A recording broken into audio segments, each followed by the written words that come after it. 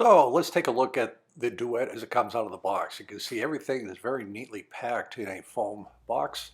Here is the in-flight LiPo battery. These are the four AA batteries for the transmitter. And here is the transmitter itself, all very neatly placed in the box. If you like to carry it around to different places, the box is a great thing for this. Pro tip, the instruction manual is on the underside of the packing box. The instructions are very well done, good illustration, covers everything you need. Pretty basic, but putting in the batteries, how to turn it on. All RF transmission devices, especially the built-in charger, has some instructions. Transmitter with the throttle function on the left, up, down, left, right, with push button trims on the right. Success tips for pretty much any type of flying: keep the winds calm, launch into the wind, and get some altitude before you turn. Here is the underside of the transmitter, the port where you can install your flight battery for recharging, very handy. These are the four AAA batteries in the transmitter itself. Again, the batteries come with the Duet. Note the twin engines. We'll discuss this in much greater detail. The engines are used to turn the airplane. Normally with a twin engine airplane, you want the engines as close to the center line as possible. However, because you actually use the engines to turn in this case, you want them a little bit further out. So a little bit different look than a regular twin engine aircraft. Underneath the nose of the fuselage is the plug for the flight battery. Note the little tag CE, Committee European Union. Makes it a little bit harder to stuff that in. I very carefully cut away that tag with an X-Acto knife. Be careful not to cut the wires. It'll make it a lot easier to install the flight battery. And here's a picture of the Duet just hanging up my pegboard next to the radian and a Hello, Fokker my name spin. is Tim, and today we're going to discuss the Duet 3-channel ready-to-fly model airplane. This is the Duet from the folks at HobbyZone. This is what it looks like coming right out of the box. Everything is assembled. See, there's a fairly generous wing, tail section. The wing is a complex airfoil. Somebody's really thought out the placement and the use of this wing. You can see in the back there is the elevator for up, down. There's no rudder because the airplane turns from differential power in the engines. We'll show that once we turn on the engines. The fuselage halves are held with tape, and there's an adjustable mechanical kink for the up-down elevator in addition to the electronic trim. This is where the in-flight battery is stored during flight. The landing gear is installed. It's important because when you land, you don't want to damage these props that will happen if there's no landing gear when they strike the ground.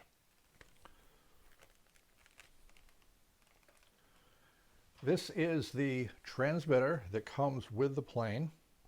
It's a 3-channel transmitter, throttle, turn, up, down, as well as electronic trim, the on-off switch, and even the battery, the flight battery, which comes with the airplane, is charged right in the transmitter or use a home charger. And the transmitter is 2.4 gigahertz. It's 4 batteries, AA batteries. The 4 AA batteries come with a kit. You can literally open the box, charge the battery, and within minutes you're ready to fly this airplane. So let's go ahead and power it up to see how that works. Turn the airplane upside down. The first thing is to turn on the transmitter. Let that sit for a couple of seconds. The battery does have a polarity here, so the red dot matches up to the red dot here. If you install the battery backwards, you will violate the electronics. Let that sit for 5 seconds as it stabilizes, and then everything should work. This is the elevator, up, down. There's no rudder. It's with the throttles. I'm going to advance the throttles a little bit higher. Left turn, there's more power in this engine. Right turn, notice this engine stops. That's how it turns with the elevator up, down, like that. To the end of the flight, when you've landed, go ahead and remove the battery first from the airplane. Turn off the transmitter. Charge your in-flight battery, and you're ready for another flight. Again, a remarkable little airplane, the Duet, from the folks at HobbyZone. The battery.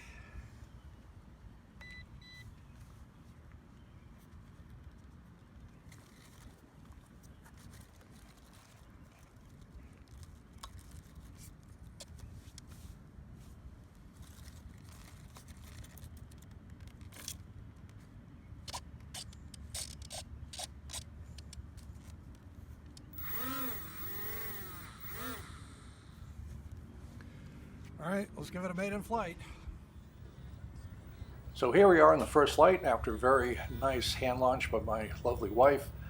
Getting a little bit of altitude, just feeling out how it turns. Fairly tight flying air, as you can see, between the buildings and the trees. And just the key thing is learn how to turn the airplane with differential thrust. You don't have the rudder. It's a little bit jerky at first. You have to learn to counteract thrust increases with rudder. Here there's a little gust of wind that happened. So it can handle a certain amount of wind, just calmer winds are better for this model flying. But as you play with it a little bit, get used to it, you'll see towards the end of this little flight segment video, the plane handles very well. You just have to understand how it's flying.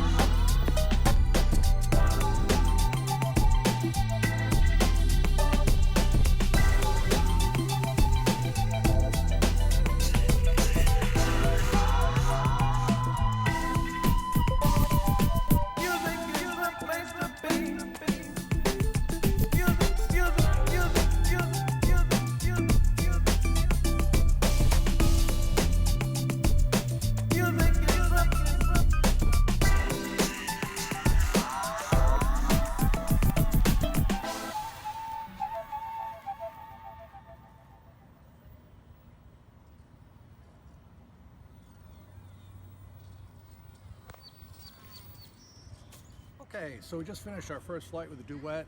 I gotta say I like it. It is a good airplane. We'll have a little bit more thorough debrief here when I collect my thoughts tomorrow. Flies great. It's a little bit weird. The elevator control is just fine up and down with the elevators because we have an elevator. We don't have a rudder, okay? So the turn is done by the engines. It absolutely turns much better to the left and to the right, just the way the plane is built. And the other thing is, because the plane uses differential thrust, when you pull back to idle, you don't have any rudder control. It's not like a normal RC model where you pull back the power, reduce the power. With the rudder, you can still glide and turn. You can't turn when the engines are at idle. So you got to remember, when you want to turn, you have to goose the throttle just a little bit to kick it around on the turn. But this is a pretty confined flying area, and this was a maiden flight. I'm very happy with the way it handles, and I look forward to many future flights and exploring how this neat little airplane flies. Hi, we're back from yesterday's first flight with the Duet. I'd like to give you a little bit more of a debrief after we've thought about it for a little bit. Great airplane. The plane flies great. It's a wonderful value. As I mentioned earlier, everything you see here, the plane, the transmitter, the charger for the flight battery, everything's in the same box for $70. You literally take this out of the box. You don't even attach the landing gear, charge up the batteries, and go fly. It can't get much easier than that. Flying the airplane, the plane is lightweight, 1.4 ounces, and is very responsive to the flight controls. The manual calls it a 3-channel airplane, and that's correct because it does have up and down for elevator, left to right for turning, and a throttle control. That is considered 3 channels. However, there's only 2 controls that control those 3 channels. You have the rudder for up and down flight, just like any other normal airplane. But for turns, you do not have a rudder. Rather, you have differential thrust between the 2 engines. That works, but what happens is when you have to learn a different technique of flying. So when you have power on, you turn the stick left to right, the differential RPMs, rotations of the propellers, cause the airplane to turn one direction or another. So that works. The catch is when you reduce the throttle to idle, and there's no engine thrust, you can't turn the airplane. So if you're a little bit high on a landing, you come gliding in like we do all the time with our models or full-scale aircraft, the elevator works just fine, but there's no rudder to turn the aircraft or do rudder functions on that aircraft because the turning function comes from the engines, which are at idle. So what that means is you've got to learn pretty quickly and adapt your flying technique for this airplane. When you turn, you have to have power on. So if you're gliding a little bit and you want to turn left or right, add power, then turn. The good news is the plane moves around pretty quickly when you do that, so you can turn. The other thing is, just due to the nature of the location of the engines and the direction that they rotate, the plane turns a lot better to the left as opposed to the right, just the way it is. So keep that in mind. If you're approaching a tree or a building and it looks like it's going to be a tight turn, you can turn pretty quick to the left, not so much to the right. It's just a slower turn.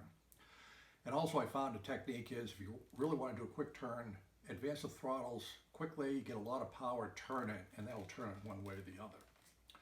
But overall, it's a very good flying airplane, lightweight. You could see in the video that there was a little bit of an increase in the wind. It bounced through the wind, but that was okay. I thought it did a pretty good job going through the wind.